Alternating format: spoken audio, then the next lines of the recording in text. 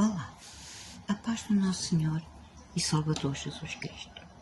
Romanos 5:20.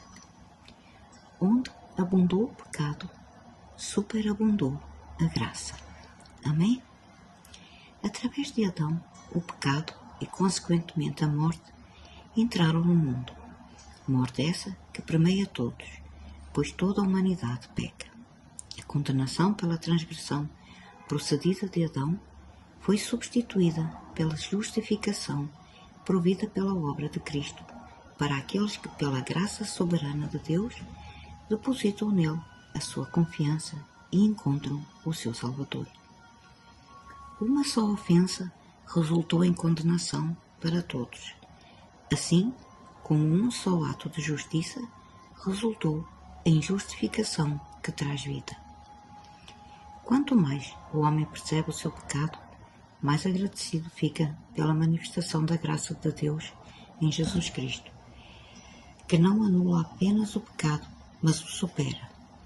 Não devemos tentar justificação neste versículo para continuar a pecar.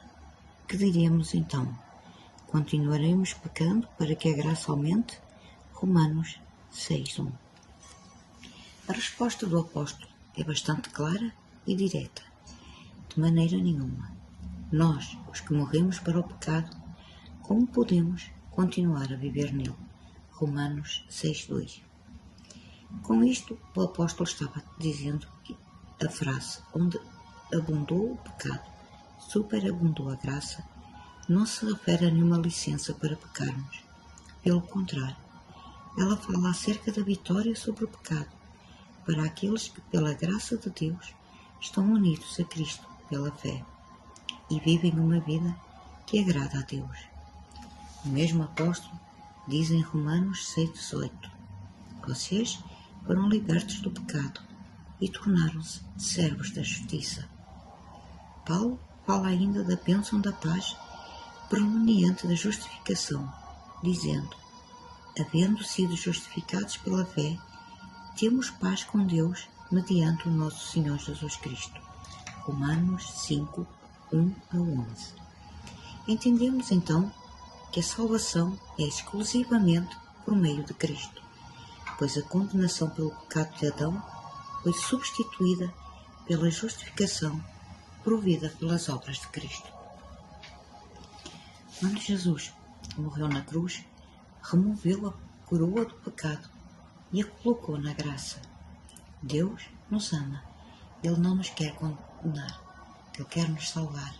Por isso enviou o seu Filho, que levou o castigo dos nossos pecados na cruz. Este ato de Jesus superou o ato de Adão. Podemos nós ter uma vida nova, limpa e livre de condenação do pecado. A graça de Deus superabunda quando o pecado é vencido e o bem prevalece. Por isso, devemos confessar os nossos pecados. Somos falhos e necessitados do perdão de Jesus. Somos convidados a olhar para a cruz de Cristo, onde a graça se manifestou plenamente. Essa graça chama-nos a uma vida de transformação e serviço, não por mérito, mas pela obra redentora de Cristo. Está em nós vivermos uma vida santificada e, consequentemente, a decisão de onde passaremos a eternidade. Amém? Fiquem com Deus, sejam abençoados e até amanhã, se assim Deus nos permitir.